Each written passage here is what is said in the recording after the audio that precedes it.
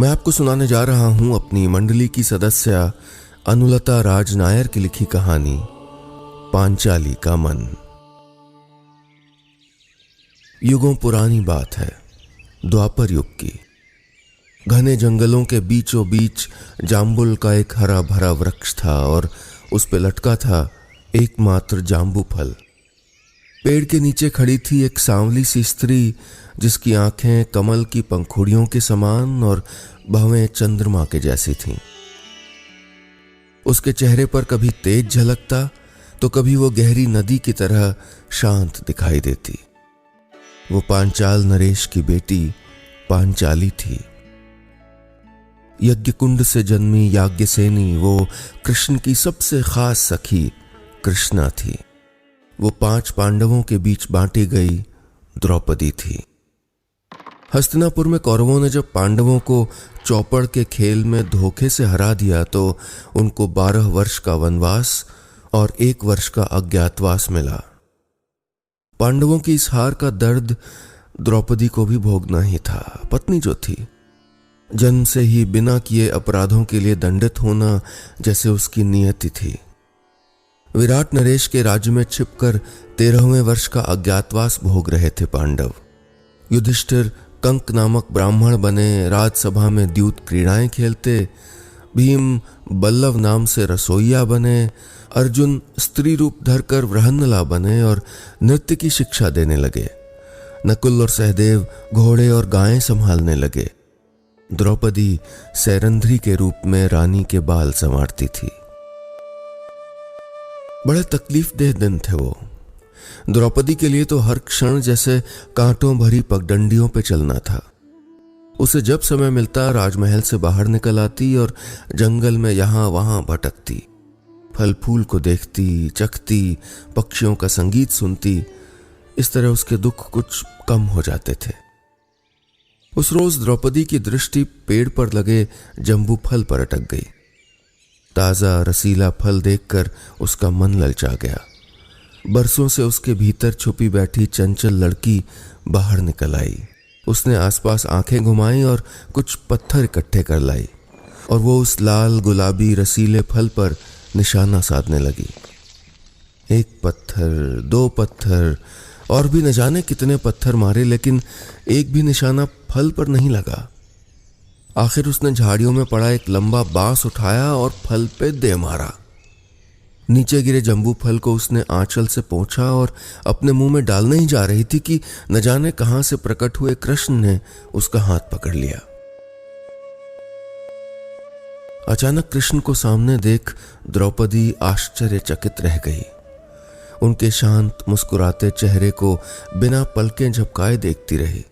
समय का चक्र जैसे वहीं रुक गया हो। तभी कृष्ण ने उनको हौले से पुकारा, कृष्णा कहां खो गई? अपने सबसे प्यारे मित्र को देखकर तुम क्या खुश नहीं हो?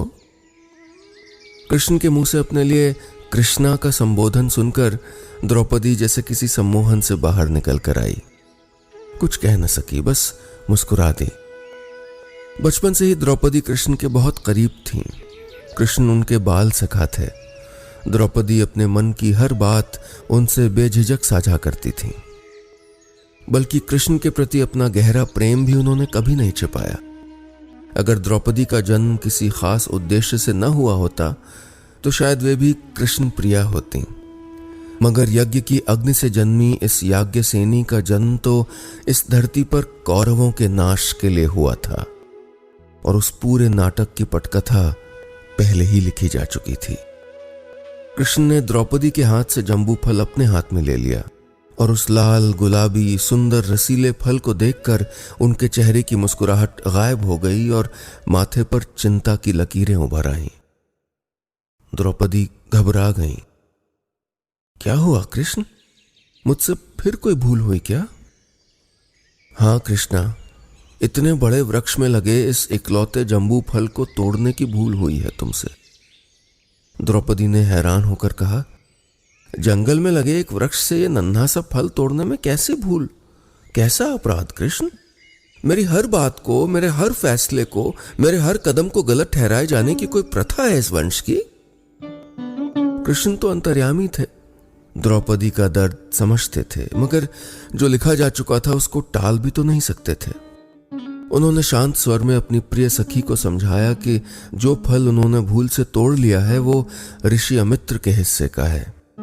पूरे 12 साल की तपस्या और उपवास के बाद ऋषि इसी फल को खाकर अपना व्रत खोलेंगे। ये बहुत खास फल है। साल भर में पूरे वृक्ष में एक ही फल लगता है, और जब ऋषि को पेड़ पे फल नहीं मिलेगा तो निश्चित रूप से पांडव और तुम उनके क्रोध का शिकार बनोगे। कृष्णा, पहले से ही तुम लोगों के जीवन में इतने कष्ट हैं और कैसे सह पाओगे? कृष्ण ने अपनी सखी पर स्नेह दिखाते हुए कहा। उफ, और कष्ट? द्रौपदी के माथे पर चिंता की लकीरें उभर आईं। कृष्ण द्रौपदी के चेहरे पर छाई उदासी देखकर मुस्कुरा दिए। द्रौपदी खींच गईं। मुझे मुश्किल में देख के आप मुस्कुरा रहे हैं? क्या आपको मुझसे थोड़ा भी प्रेम नहीं है? कृष्ण अब भी मुस्कुरा रहे थे। जिसने खुद पूरा खेला रचाया हो, जो स्वयं सबको अपनी उंगलियों पर बांधकर कठपुतलियों की तरह नचा रहा हो, जिसने आने वाला कल देख रखा हो, वो तो मुस्कुराएगा ही। उसे किसी अनिष्ट का, अनजान भविष्य का भय थोड़े है। तभी द्रौपदी को खोजते हुए 5 पांडव भी वहां पहुंच गए। कृष्ण को वहां देखकर सब हैरान थे। अर्जुन तो एक पल के लिए घबरा ही गया कि उनका यहां होना यानी द्रौपदी जरूर किसी मुसीबत में है। समय साक्षी रहा है कि जब जब द्रौपदी को कोई कष्ट हुआ या वो किसी मुसीबत में पड़ी, उन्होंने कृष्ण को ही याद किया, और उस छलिया ने अपनी सखी से कभी छल नहीं किया। वो हमेशा उसके उद्धार का जरिया बने। कृष्ण ने पांडवों को जंबू फल के टूटने और फिर ऋषि अमित्र की कथा सुनाई। सुनकर सभी के चेहरों पर डर और चिंता झलक आई। तभी कृष्ण ने अपने प्रिय पांडव अर्जुन के चेहरे पर हाथ रखा और उसे दिलासा दी। फिक्र मत करो पार्थ, दुनिया में पैदा हुई हर मुश्किल का हल कहीं ना कहीं है, और यकीन मानो ये द्रुपद कन्या तुम्हारे कष्ट का कारण नहीं बनेगी। अर्जुन मुस्कुरा दिए। कृष्ण की कही हर बात पर उनको पूरा भरोसा था। उनकी बातों से बेखबर भीम किसी सोच में पड़े थे। फिर अचानक बोल पड़े, हम सब मिलकर ऋषि को खोजकर यह फल उनको सौंप देते हैं। आप कैसी बातें कर रहे हैं भीम? ऋषि तो तपस्या में लीन होंगे। उन्हें खोजकर तपस्या में विघ्न डालकर हम एक और पाप नहीं कर सकते। कृष्ण ने उन्हें समझाया। आप लोग परेशान मत हो, इस समस्या का एक ही हल है, और वो है इस फल को दोबारा इसकी डाल पर लटकाना। कृष्ण की बात सुनकर पांडवों के माथे पर बल पड़ गए। द्रौपदी भी सर पे हाथ रखकर वहीं पेड़ के नीचे हताश होकर बैठ गई। कृष्ण की ओर देखते हुए नाराज स्वर में बोली, हमारी जान पे बनाई और आपको हंसी ठिठोली सूझ रही है। भला डाली से टूटा फूल, पत्ता या फल कभी वापस जुड़ सकता है? ये तो मृत्यु के फंदे से वापस खींचकर जीवन देने जैसा असंभव काम है कृष्ण। इतना कहकर पांडव और द्रौपदी आशंका भरी नजर से कृष्ण को देखने लगे। 5 पांडव, द्रौपदी और कृष्ण वन में जाम्बू फल के वृक्ष के नीचे खड़े थे। वो अनमोल फल कृष्ण की हथेली पर रखा था। पूरा जंगल खामोश था। चारों ओर चुप्पी छाई थी, मानो धरती, आकाश और हवाएं सांस रोक कर देख रहे हों कि अब क्या लिखा है द्रौपदी के भाग्य में। सभी ने पांचाली को अग्निकुंड से जन्मते हुए देखा था। उन्होंने उसे अर्जुन से विवाह के बाद 5 भाइयों में बंटते हुए देखा था। वे द्रौपदी के अपमान के, उसके चीरहरण के साक्षी थे। वे द्रौपदी के आंसुओं के साक्षी थे। सभी असहाय महसूस कर रहे थे, लेकिन नियति ने सबके हाथ बांध रखे थे। युगों से ऐसा ही होता आया है शायद। जब हम मूक दर्शक बने देखते हैं स्त्रियों को अपमानित होते हुए, उनको घुटते हुए, आंसू बहाते हुए, सब इंतजार कर रहे थे कि उनके बीच पसरा ये मौन टूटे और कृष्ण ऋषि के गुस्से और श्राप से बचने का कोई उपाय बताएं। आखिर कृष्ण ने अपना मौन तोड़ा और बोले, इस फल को वापस पेड़ पर लगाने का एक ही तरीका है, और वो ये कि तुम सबको बारी बारी अपने भीतर छिपे राज खोलने होंगे। कहना वही होगा जो तुम्हारे मन में है। खोलने होंगे मन के भेद, यानी सच कहना होगा, सच के सिवा कुछ नहीं। कृष्ण की बात सुनकर सबसे पहले युधिष्ठिर आगे आए। वो आखिर धर्मराज थे, उन्हें तो हमेशा से ही सच बोलने की आदत थी। जिसने सारी उम्र झूठ ना बोला हो, वो आज इस मुश्किल की घड़ी में सच से कैसे पीछे हटते। उन्होंने जंबू फल हाथ में लिया, ईश्वर का ध्यान किया और बोले, मैं चाहता हूं कि संसार में सच्चाई, ईमानदारी और धर्म का बोलबाला हो। असत्य, अधर्म और कपट छल दुनिया से गायब हो जाएं। और मुझे लगता है कि हमारी इस मुश्किल के लिए पांचाली जिम्मेदार है। तभी एक चमत्कार हुआ और युधिष्ठिर के हाथ में रखा हुआ फल 2 हाथ ऊपर चला गया। पांडव और पांचाली हैरान रह गए। काश कि आज भी ऐसा कोई उपाय होता कि हम सच का परीक्षण कर पाते। सच कहूं तो मुझे ये फल किसी लाई डिटेक्टर की तरह लग रहा था, और ये पूरा घटनाक्रम वो एक गेम होता है ना, ट्रूथ और डेयर, उसके जैसा। अब भीम आकर फल के सामने खड़े हो गए थे और अपने मन का भेद खोलने के लिए गला साफ करने लगे। आखिर क्या छिपा था भीम के मन में? भीम ने एक नजर जांबू फल पर डाली और बोले, मैं चाहता हूं मैं इसी वक्त दुर्योधन का वध कर डालूं। उस जैसे नीच इंसान को जो दूसरों की पत्नी को गलत नजर से देखता है, जीने का कोई अधिकार नहीं है। मेरे मन में उसके लिए भयानक क्रोध भरा है, इतना क्रोध कि मुझे स्वप्न में भी उसी की कुटिल सूरत दिखती है। कहते कहते भीम का चेहरा तमतमा गया, उनकी मुट्ठियां भिज गईं और माथे पर बल पड़ गए। फिर खुद को थोड़ा संभाल कर उन्होंने कहा, मैं मानता हूं कि हमारे जीवन में परीक्षाएं, पीड़ा और क्लेश इसलिए अधिक हैं क्योंकि हम जंगल में घूम रहे हैं, वनवास भोग रहे हैं। भीम के इतना कहते ही जांबू फल 2 हाथ और ऊपर उठ गया और सबकी निगाहें एक बार फिर द्रौपदी पर टिक गईं, जो अपनी करनी पर शर्मिंदा होकर वहीं चुपचाप बैठी थी। पता नहीं उसे यूं अपनों की अदालत में कटघरे में खड़े होकर नए नए इल्जामों को सहन करना कैसा लग रहा होगा। काश कोई द्रौपदी के पक्ष में गवाही दे देता, कहता कि वो एक वीरांगना है, सच्ची और सहनशील स्त्री है। काश कि कोई बिना शर्त उसका पक्ष लेता और वो जंबू फल सीधा वृक्ष की सबसे ऊंची टहनी पे जाके लटक जाता। काश। तभी अर्जुन आगे आए, यानी अब बारी अर्जुन की थी। अर्जुन ने एक दृष्टि उस फल पर डाली और दूसरी द्रौपदी पर। उसके चेहरे पर अपनी प्रिय पत्नी के लिए कुछ कोमल से भाव उभर आए। अर्जुन ने कहा, प्रतिष्ठा और प्रसिद्धि मेरे जीवन में बहुत खास जगह रखते हैं और ये दोनों मैंने कर्ण की वजह से खोए हैं। इसलिए मैं जब तक कर्ण का वध न कर लूं, मुझे चैन नहीं मिलेगा। और जांबू फल 2 हाथ और ऊपर उठ गया। तीनों कुंती पुत्रों के बाद अब बारी थी माद्री के बेटों नकुल और सहदेव की। नकुल आगे आए और बोले, किसी बड़े कुल में जन्म लेने भर से, धनवान और रूपवान होने भर से मनुष्य सुखी नहीं होता, बल्कि उसको संतुष्टि मिलती है जब वो खुद के बनाए रास्ते पे चल के मंजिल पाता है। देखते ही जांबू फल 2 हाथ और ऊपर उठ गया। नकुल के बाद 5 भाइयों में सबसे छोटे सहदेव आगे आए। कृष्ण अपने चहेते छोटे भाई की ओर देखकर स्नेह से मुस्कुराए। नकुल बोले, सत्य मेरी माता है और बुद्धि मेरे पिता, और सत्कर्म मेरे बंधु बांधव हैं, और मेरे मन में जो सबके लिए प्रेम है वो मेरा मित्र है। मेरा शांत मन मेरी सहभागिनी अर्थात पत्नी है, और संसार से बैर, हिंसा, बदला हटाने का मेरा भाव मेरे पुत्र के समान है।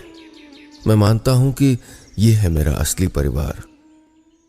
नकुल का इतना कहना था कि फल 2 हाथ और ऊपर उठ गया। अब बारी थी द्रौपदी की। द्रौपदी का मन कांप रहा था। उनके 5 पति और कृष्ण एक टक द्रौपदी की ओर देख रहे थे। कितना कुछ चल रहा था उसके मन में। वो जानती थी कि उसके मन का भेद सच्चाई से खोलने पर यह जाम्बूफल वृक्ष पर वापस लग जाएगा, लेकिन क्या ये इतना आसान था उसके लिए? दुनिया में सच बोलने से अधिक साहस का काम भला कोई और हुआ है? द्रौपदी समझ रही थी कि अगर उसने सच न बोला तो ये फल वहीं हवा में लटका रह जाएगा और ऋषि अमित्र के गुस्से का शिकार उन सभी को होना पड़ेगा। मगर यदि उसने सच बोला तो?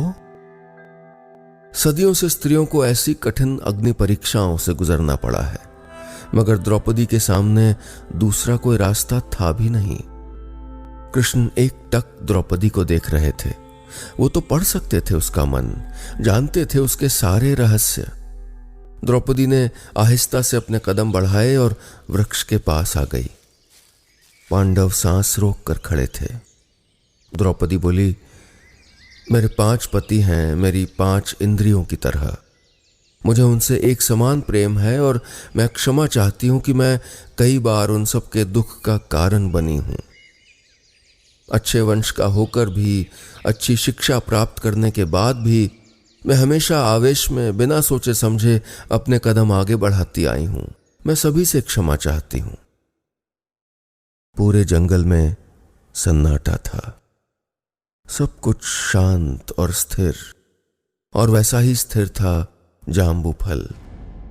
लटका रहा वहीं का वहीं, ऊपर नहीं बढ़ा।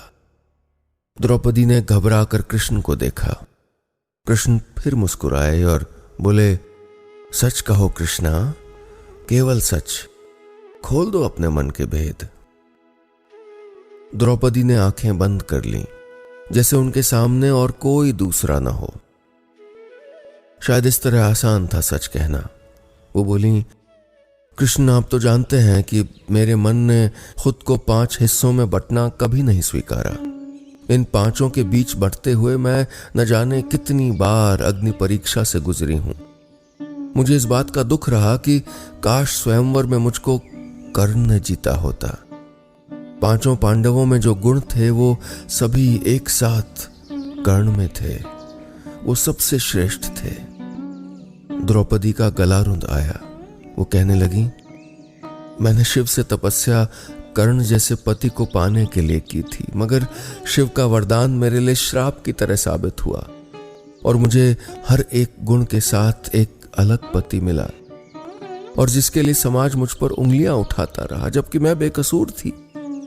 द्रौपदी के मन के भीतर छिपे इस भेद के खुलते ही जाम्बूफल उठा और सीधा जाकर वृक्ष की सबसे ऊंची डाल पर टंग गया।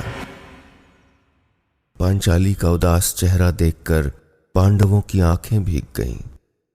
आज उन्होंने पहली बार अपनी पत्नी के भीतर छिपी औरत का दर्द महसूस किया था। फल की शाख पर लटकते ही वृक्ष में बैठे सैकड़ों पंछी चहचहाते हुए आकाश पर छा गए। कुछ ही पलों में पूरा जंगल फिर शांत हो गया और सभी के मन भी।